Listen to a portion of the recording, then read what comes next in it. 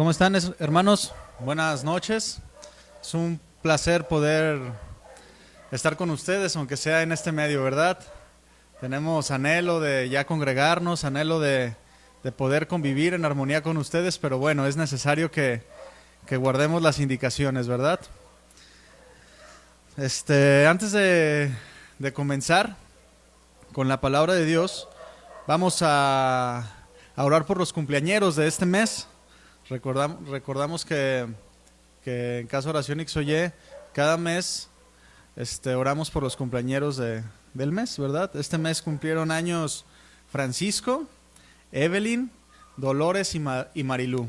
De ahí desde sus casas o donde estén, en vivo les mandamos saludos y vamos a orar por ustedes.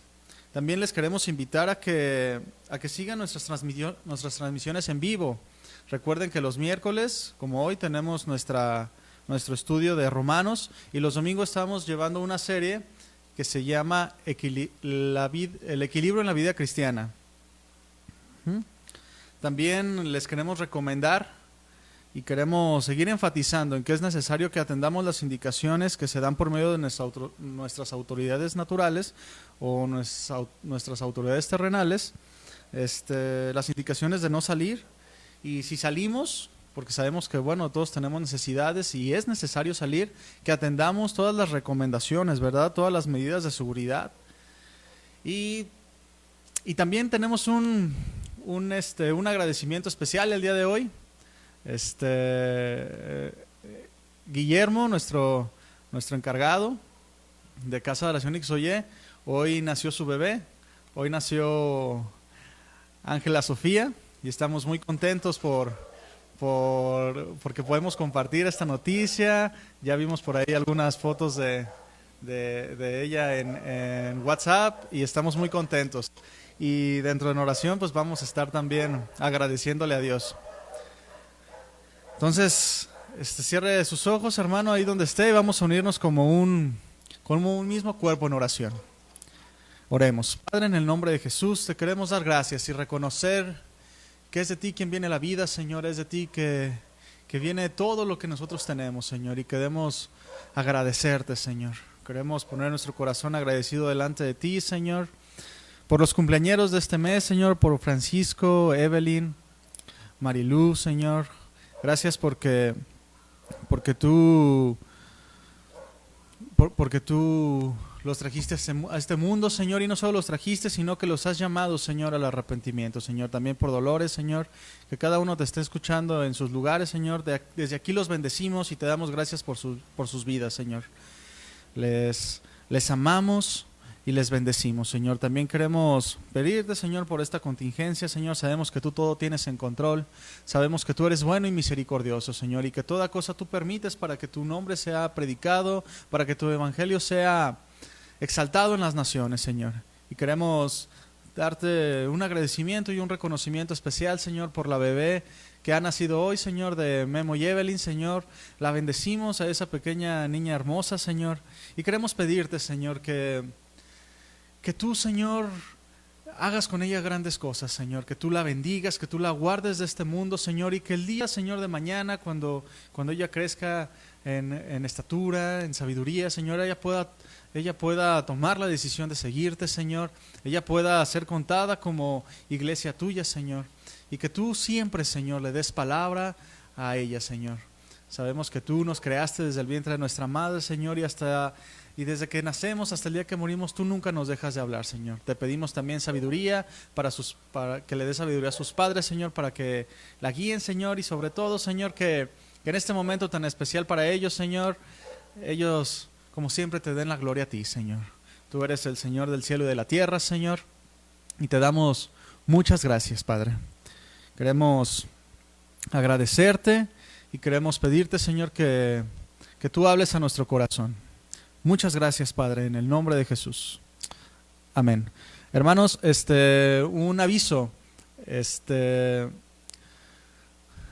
Vamos a cortar la transmisión en este momento, vamos a cortarla, pero seguimos con la transmisión de la palabra de Dios. Vamos a cortar el video en dos por alguna falla técnica que tuvimos, pero pero regresamos en 2 minutitos, 3 minutitos para que estén listos, que sea un tiempo de que vayan por su cafecito, sea un tiempo que vayan por un pancito también, agua, y que vayan también por su Biblia impresa, o prendan su Biblia también, y vayan por un cuaderno y lápiz. Recuerden que la recomendación es que en toda enseñanza, toda palabra de Dios que nos dé cada día, podamos hacer anotaciones, ¿verdad? Entonces, paramos la transmisión y regresamos en 3 minutos. Pudieron ir a prepararse un café, a traer su Biblia, a traer su cuaderno de anotaciones. Vamos a continuar con nuestro estudio de Romanos. Recordemos que este estudio de Romanos es cada miércoles y ahorita estamos en Romanos capítulo 8. Esperemos en este miércoles poder terminar y saber que Dios nos habla a través de su palabra.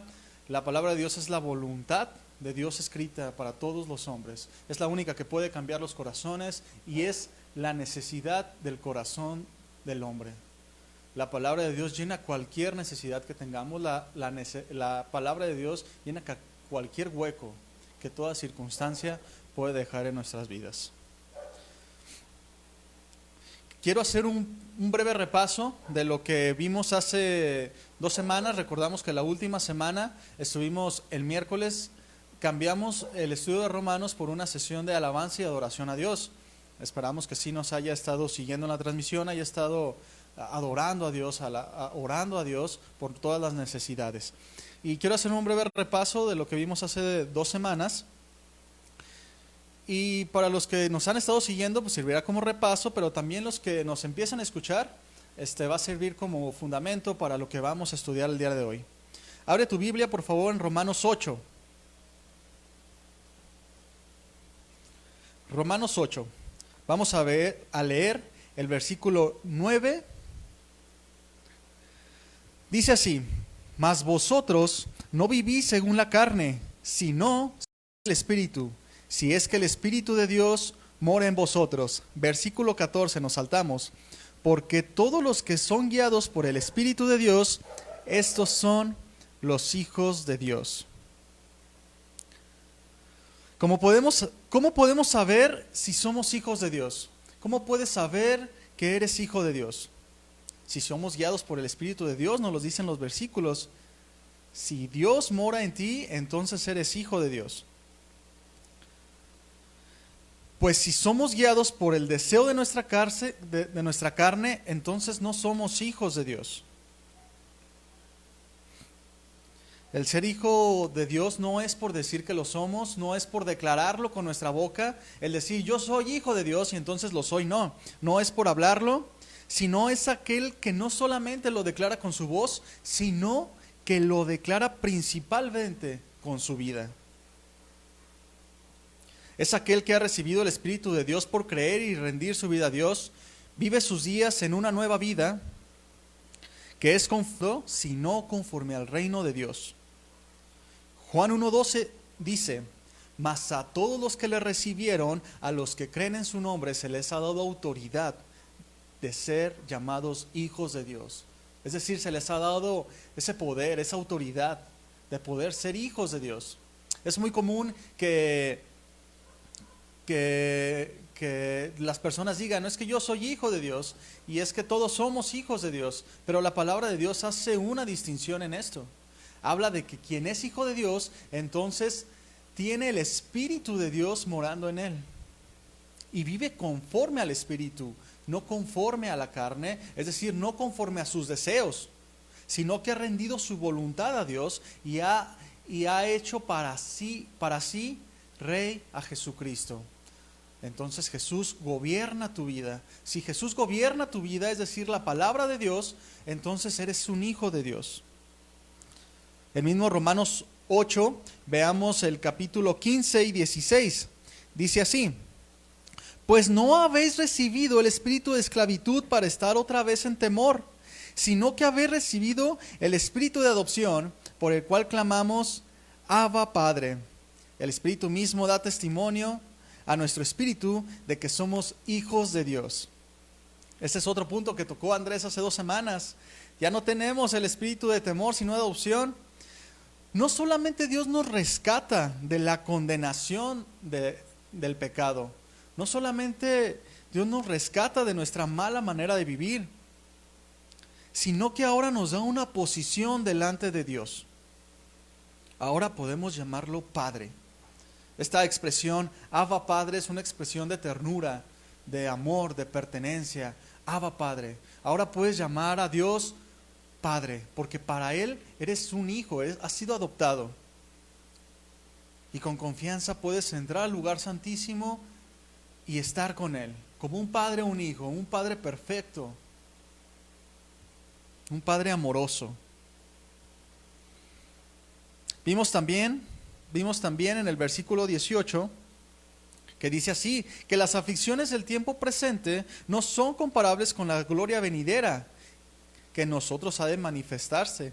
Es decir, la redención, la glorificación, el estar en presencia de Dios cuando Cristo nos llame, cuando Jesús venga por segunda vez y llaman a los que tengan su espíritu. Quiere decir el versículo 18 que las aflicciones de este tiempo, las aflicciones que tú puedas vivir, no son nada comparables con la gloria venidera. ¿Y cuál es la gloria venidera esta que comentamos? La redención, la glorificación, cuando veamos a Jesucristo cara a cara y ya no haya más sufrimiento, ya no haya más dolor, ya no haya pecado en nosotros, sino que seremos transformados conforme a la imagen de Jesús. Esa es nuestra meta.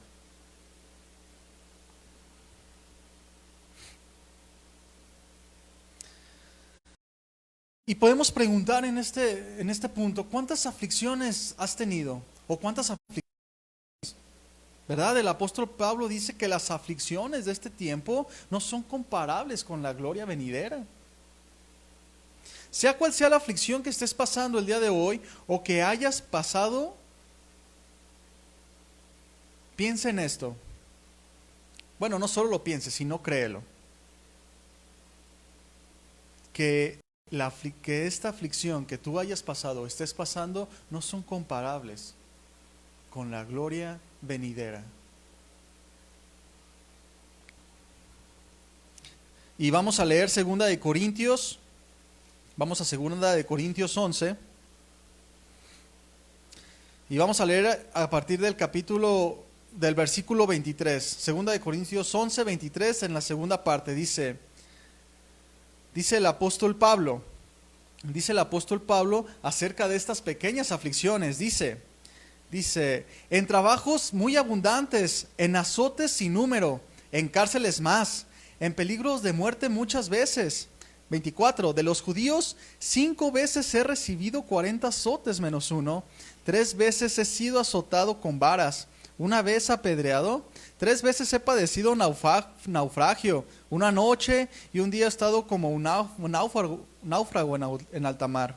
En caminos muchas veces, en peligros de ríos, peligros de ladrones, peligros de los de mi nación, peligros de los gentiles, peligros de la ciudad, peligros en el desierto, peligros en el mar, peligros de los falsos hermanos. 27, en trabajo y en fatiga, en muchos desvelos, en hambre, en sed, en muchos ayunos, en frío y desnudez. El apóstol Pablo nos está dando a conocer algunas de las aflicciones que él pasaba en su tiempo. Y qué impresionante que el apóstol Pablo lo tenía como poca cosa. No que no la sufriera, porque imagínate recibir 39 azotes. Imagínate sufrir hambre. Yo creo que si pensamos en las aflicciones que tenemos el día de hoy, pues a lo mejor no se podrían comparar. A lo mejor inclusive la muerte de algún familiar que te ha llenado de aflicción. Pero si leemos esto que está narrando el apóstol Pablo, nos lleva a pensar cómo dice entonces que las aflicciones de este tiempo no son comparables con la gloria venidera. Y esta gloria venidera, mi hermano, es nuestra esperanza. Esperanza que no solo, esta esperanza en la que han puesto sus ojos millones de cristianos, de la cual inclusive el mundo puede llegar a burlarse y se burla, porque es una esperanza que ellos no pueden ver. El mundo solo pone su confianza en cosas que puede ver, tocar, palpar. Pero solo la esperanza en Dios puede llevarnos a la paz verdadera. Como ejemplo tenemos a miles de cristianos que han muerto en medio de tribulaciones con paz en su corazón. Cristianos que el día de hoy están siendo matados, ¿no? Pensemos en la iglesia primitiva, cómo la iglesia era perseguida y las familias enteras eran masacradas por amor a Cristo, y lo tenían como poca cosa. Imagínate tú como padre de familia ver que están matando a tus hijos, a tu esposa, o tú como esposa ver que están matando a tu familia, a tus padres inclusive. Y el apóstol Pablo nos dice que estas aflicciones no son comparables. Podemos pensar inclusive en los apóstoles, ¿verdad? Como cada de uno que mueren sin esperanza, que mueren sin paz, mueren atribulados al no querer entregar su vida a Dios. Personas que no conocen a Dios ponen su esperanza en cosas terrenales, en cosas que pueden tocar y palpar. Y hay una característica en todo lo palpable, y esa característica es que es perecedero. Todo lo que tú puedas palpar, imagínate, todo lo que tú quieras, todo lo que puedas palpar es perecedero. Pero la esperanza que está puesta en Dios, o que ponemos en Dios por medio de la Escritura, por medio de Jesucristo que nos vino a revelar al Padre, es una esperanza eterna, una esperanza que no se marchita, una esperanza que no perece, una esperanza que permanece aún a pesar de todos los tiempos. Quiero que vayamos a Primera de Pedro,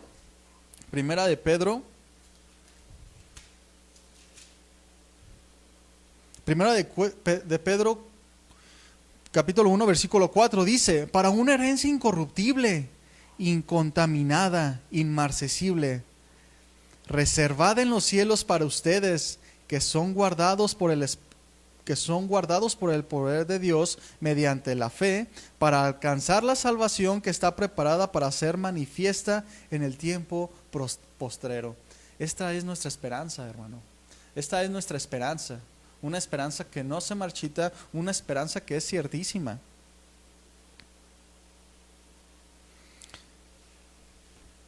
Vamos nuevamente a Romanos 8 y vamos al versículo 24. Vamos a leer Romanos 8, 24 y 25. Dice así: porque en esperanza fuimos salvos, pero la esperanza que se ve no es esperanza, porque lo que alguno ve, hay que esperarlo. Aquí podemos hablar que la esperanza que se ve no es esperanza, y esta es la paz del mundo, ¿verdad? Que es palpable y que se marchita. Leemos en el versículo 25: pero si esperamos lo que no vemos, con paciencia lo guardamos. Esto nos lleva a una pregunta: ¿es tu esperanza Dios? Cuando hay tribulaciones, pruebas, acontecimientos duros en nuestra vida, es cuando podemos ver si Dios es nuestra esperanza. Cuando hay una situación de falta de dinero, falta de salud, cuando llega la muerte de alguno de nuestros familiares o de nuestros seres queridos, si hay tranquilidad en medio de esto, o no hay tranquilidad en tu vida en medio de estas situaciones. Tal vez cuando estamos dentro de la prueba hay mucha ansiedad, hay frustración, se acaba la esperanza y solo vuelve a venir la paz cuando entonces las cosas pasan. La paz de Dios, mi hermano, sobrepasa todo el entendimiento y es estable. Es estable, es a través de la tribulación, es a través de la prueba, es a través del gozo, es a través de la vida, es a través de la muerte, es estable. Pero la paz y la esperanza que ofrece el mundo es fluctuante. Si tienes, hay paz. Si te sientes bien, hay paz. Si hay alguna cosa que te esté incomodando, entonces ya no hay paz.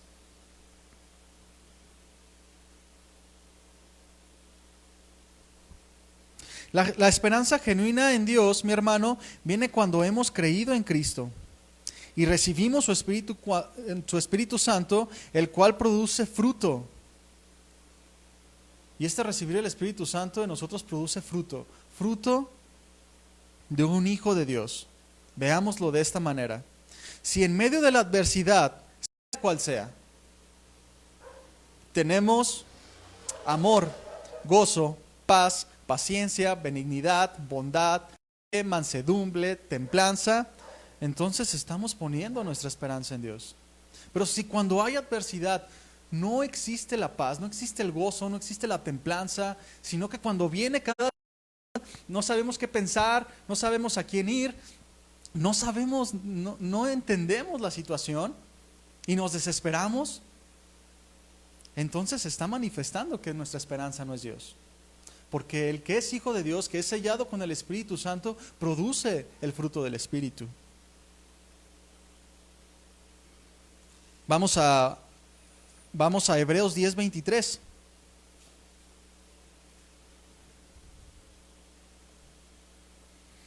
Dice Hebreos 10:23, mantengámonos sin fluctuar la profesión de nuestra esperanza, porque fiel es el que prometió. Y considerémonos unos a otros para estimularnos al amor y las buenas obras. ¿Verdad? Dice, manténganse firmes sin fluctuar en la profesión de nuestra esperanza, porque fiel es Dios que prometió. Fiel es Él para cumplir lo que ha prometido. Cuando no estamos obedeciendo la palabra de Dios, cuando nuestra esperanza no está puesta en lo que dice Dios, entonces hay una tensión. Hay una tensión y cuando no creemos la palabra, entonces estamos expuestos al desánimo, estamos expuestos a la frustración, estamos expuestos a cualquiera de las emociones. Pero el que pone su esperanza en Dios empieza poco a poco a manifestar los frutos del Espíritu. Seguimos en Romanos 8:26, dice, y de igual manera el Espíritu, pues ¿qué hemos de pedir como conviene? No lo sabemos, pero el Espíritu mismo intercede por nosotros con gemidos indecibles. Dice aquí que de igual manera el Espíritu nos ayuda en nuestra debilidad. ¿Y a qué se refiere nuestra debilidad? Recordemos que seguimos en la misma línea de lo que el apóstol Pablo nos habla en capítulos anteriores, acerca de la ley del Espíritu y la ley del pecado. La lucha entre estas dos fuerzas.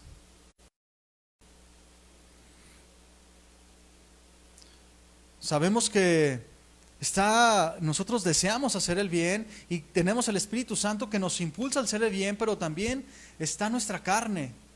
Y es necesario que sometamos la carne para que podamos hacer las cosas del Espíritu. Y esa es nuestra debilidad, la carne. Pero también se refiere a la incapacidad que tenemos muchas veces para orar inteligentemente por algunas situaciones, porque no sabemos cuál es la voluntad de Dios en todas las cosas o ante cierta circunstancia. De tal manera que el Espíritu de Dios intercede por nosotros en las situaciones. Porque tal vez llega a pasar alguna situación y tú dices, Señor, líbrame de esta situación. Señor, provee para que yo pueda, provéeme en mi trabajo para que yo pueda proveer a mi familia. Pero el Señor a través de esa adversidad quiere enseñarte algo. Porque estamos puestos para hacer la voluntad de Dios. Entonces el Espíritu Santo intercede como nos conviene. Y en este punto quiero comentar algo. Que el cristiano muchas veces pierde el enfoque de las cosas. Muchas veces parece que más bien Dios está puesto para servirnos a nosotros y ayudarnos a hacer nuestra voluntad, en vez de que nosotros estemos para servir a Dios y hacer la voluntad de Dios. Tenemos que tener en nuestra mente que estamos puestos para hacer la voluntad de Dios, no hacer nuestra voluntad y que Dios nos ayude. Hay cristianos que dicen, Señor, sáname. Y su enfoque está en en su sanidad. Y no importa lo que Dios quiere enseñar, no importa el propósito, no importa el aprendizaje, sino que tú estás pensando en que tú quieres que Dios te sane, porque tu propósito es tener salud. Señor, dame esto. Señor, dame lo otro. Señor, no permitas esto. Señor, permite esto en mi vida. Señor, dame un mejor trabajo. Pero no buscamos hacer la voluntad de Dios. Muchas veces día a día cumpliendo nuestros propósitos y nuestras metas. Y oramos a Dios cuando necesitamos ayuda en lo que nosotros deseamos. No tomamos en cuenta a Dios para mostrar carácter, no pedimos ayuda a Dios para conocer su voluntad, pero sí pedimos ayuda a Dios para hacer nuestra propia voluntad. Ay, Señor, te pido que me ayudes para tener una casa, pero ni siquiera le has preguntado a Dios si es su deseo que tengas una casa propia. Señor, yo quiero tener un mejor auto, pero ni siquiera le has preguntado.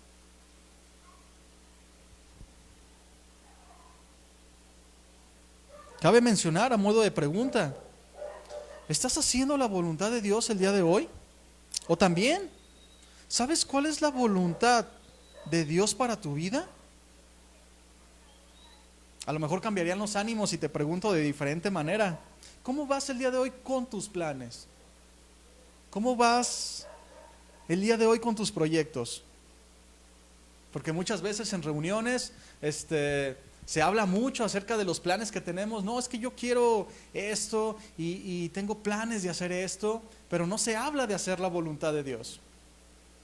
Y vemos que un hermano que es bendecido, entre comillas, cuando le está yendo bien en su trabajo, cuando alcanzó una de sus metas. Pero no es así. El cristiano no está puesto para cumplir sus propias metas, sino cumplir la voluntad de Dios. Leamos nuevamente Romanos 8, 26 y 27. Dice, y de igual manera el Espíritu nos ayuda en nuestra debilidad, pues que hemos de pedir como conviene, no lo sabemos, pero el Espíritu mismo intercede por nosotros con gemidos indecibles. Mas el que escudriña los corazones, es decir, Dios, sabe cuál es la intención del Espíritu, porque conforme a la voluntad de Dios, intercede por los santos. ¿Quién es el que escudriña los corazones y sabe cuál es la intención? Solamente Dios. Solamente Dios puede juzgar nuestras intenciones. Solamente Dios sabe lo que hay en nuestro corazón, porque muchas veces ni nosotros sabemos bien qué hay en nuestro corazón. Por eso es importante que llevemos nuestro corazón a Dios y sea escudriñado por Dios. Veamos lo que dice el Salmo 139. Salmo 139, 1 dice, oh Jehová, tú me has examinado y conocido, tú has conocido mi sentarme y mi levantarme. Has entendido desde lejos mis pensamientos, has escudriñado mi andar y mi reposo, y todos mis caminos te son conocidos. Pues aún no está la palabra en mi lengua, y he aquí, oh Jehová, tú la sabes toda. Detrás y delante me rodeaste y sobre mí pusiste tu mano. Tal conocimiento es demasiado maravilloso para mí. Y en el versículo 23 nos pasamos hasta allá, dice un clamor, dice, examíname, oh Dios, y conoce mi corazón. Pruébame y conoce mis pensamientos, y ve si hay en mí camino de perversidad, y guíame en el camino eterno. Este salmo de David está expresando el deseo de hacer la voluntad de Dios. Si tú pones atención a este pasaje, te vas a dar cuenta que es un deseo ferviente por cumplir los planes que Dios tenía para el rey David. Y es necesario que nosotros también levantemos esta oración. Examíname, Dios, y conoce mi corazón, pruébame y conoce mis pensamientos, y ve si hay en mí camino de perversidad, y guíame en el camino eterno. Seguimos en Romanos, vamos al capítulo 28, dice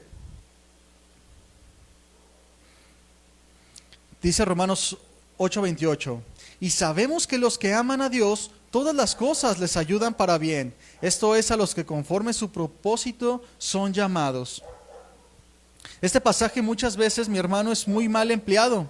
He escuchado yo cómo se le dice a personas que todo obra para bien, sin importar si creen o no creen, sin importar cuál sea su propósito, su meta, sin importar la condición de su vida. Pero la realidad es que no es así.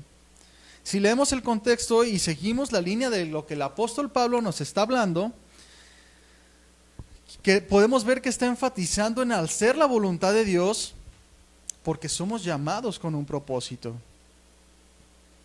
Dice en el mismo versículo 28, a los que conforme a su propósito son llamados.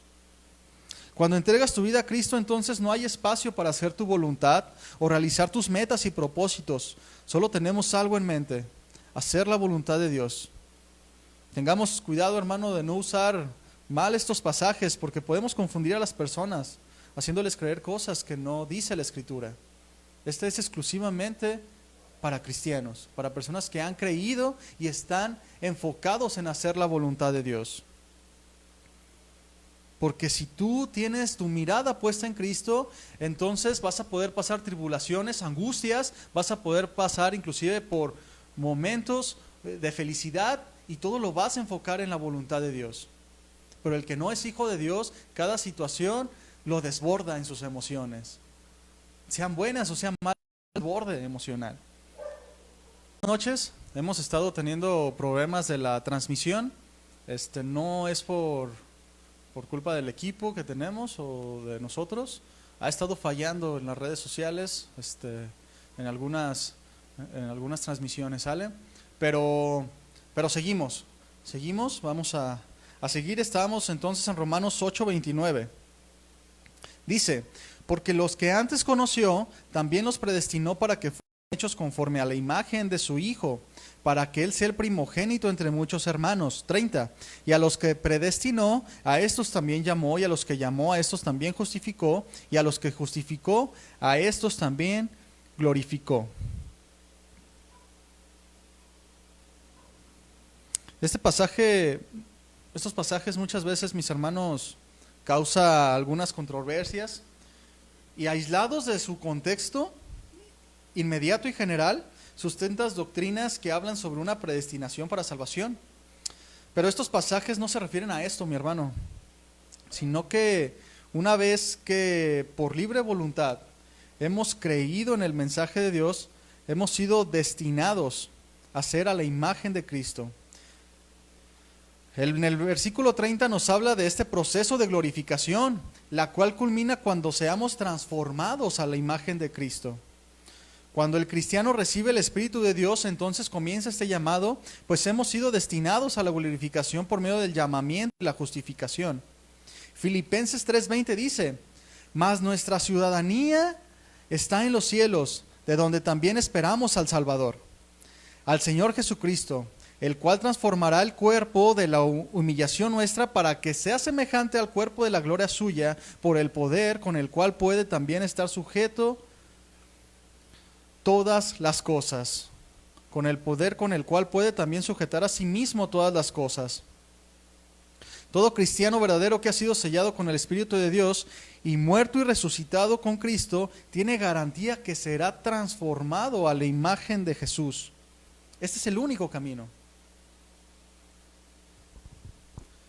Este es el único camino. Una vez que Dios te ha llamado, que tú has acudido a su llamado, Él te ha sellado con su Espíritu Santo, y entonces sigues el camino de Jesús, con la esperanza de que un día va a terminar en la glorificación y verás a Jesucristo cara a cara.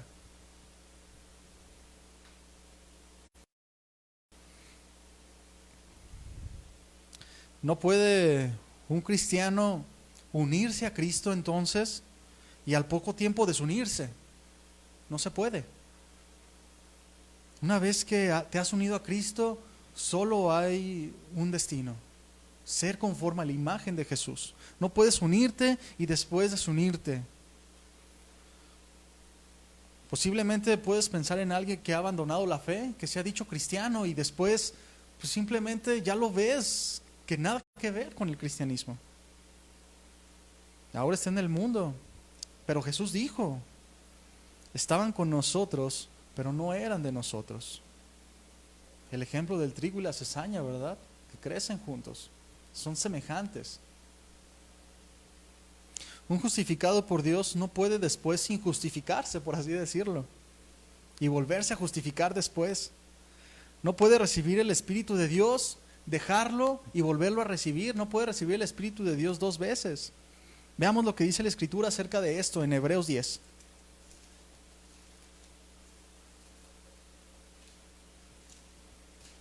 Hebreos 10, vamos a leer el versículo 12. Pero Cristo, habiendo ofrecido una vez y para siempre un solo sacrificio por los pecados, se ha sentado a la diestra de Dios. 14. Porque con una sola ofrenda hizo perfectos y para siempre a los santificados. Veamos lo que dice. Perfectos para siempre los santificados, y nos atestigua lo mismo el Espíritu Santo, porque después de haber dicho, este es el pacto que haré con ellos después de aquellos días, pondré mis leyes en sus corazones y en sus mentes las escribiré. Y añade, nunca más me acordaré de sus pecados y sus transgresiones, pues donde hay remisión de estos, no hay más ofrenda por el pecado.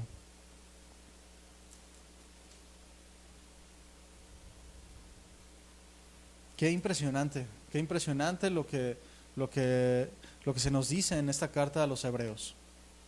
Cristo murió una vez y para siempre. Él te ha perdonado y ha echado tus pecados para no volverse a acordar de ellos. Tienes una posición delante de Él de no condenado, tienes una condición delante de Él como hijo de Dios.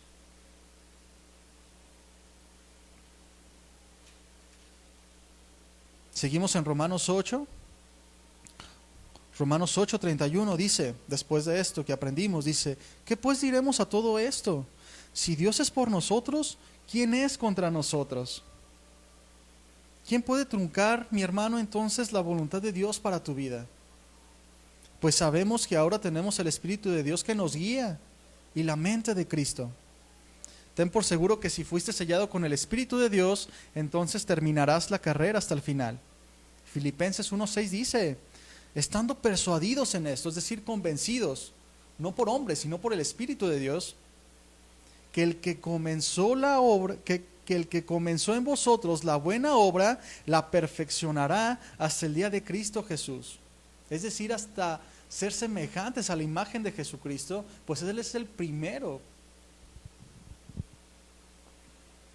Seguimos en el 32. Dice, el que no escatimó a su propio Hijo, sino que lo entregó por todos nosotros, ¿cómo no nos dará también Él todas las cosas? ¿Quién acusará a los? Es el que justifica. ¿Quién es el que condena? Cristo es el que murió. Más aún, el que también resucitó, el que además de estar a la diestra de Dios, el que también intercede por nosotros. Ya hemos visto, hermano, que ya no hay más condenación. Tenemos una posición delante de Dios. ¿Qué nos puede separar del amor de Cristo?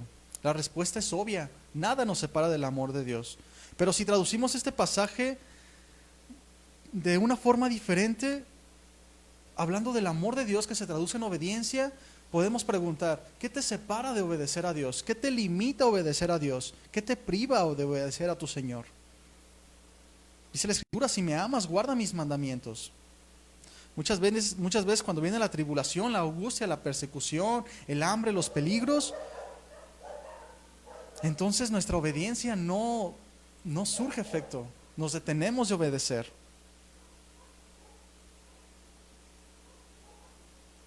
Recuerdo una anécdota de un maestro del instituto, el pastor Rigo, muchos lo conocen. Como una vez iba en un centro comercial y acababa de comprar una camioneta, en el estacionamiento ya. Y su reacción fue, pues bueno, alguien que la necesita más que yo la tiene. Y se fue. Y dice que le dio gusto porque no reaccionó de mala manera, ni siquiera, parecía que ni siquiera le interesaba, ¿verdad? Pero ya después se acordó que no la había dejado ahí, la había dejado en otro lugar.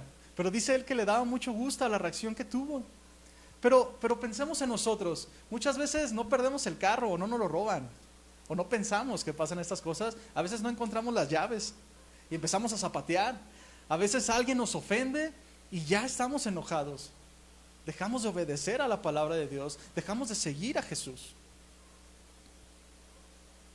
El cristianismo de hoy, mi hermano, está tan devaluado que nos conformamos con ir a una iglesia, participar de vez en cuando en alguna obra o salir a evangelizar. Aprendemos algunos pasajes, cantos, pero hemos perdido el enfoque como Jesús, ser como Jesús. Día a día se implementan prácticas al cristianismo que nada tiene que ver con Jesús y con su carácter, que nada tiene que ver como imitar a Jesús, que te ponen la mano encima y te caes, que te da la risa santa, que de repente te empecinas en hacer muchos conciertos y haces prácticas que no tienen nada que ver con imitar a Jesús.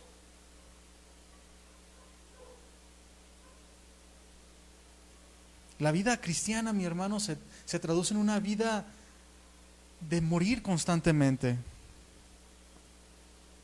La palabra de Dios dice que por causa de Jesús somos muertos todo el tiempo, somos contados como ovejas de matadero. Debemos entender, mi hermano, que nosotros no estamos puestos para clamar derechos.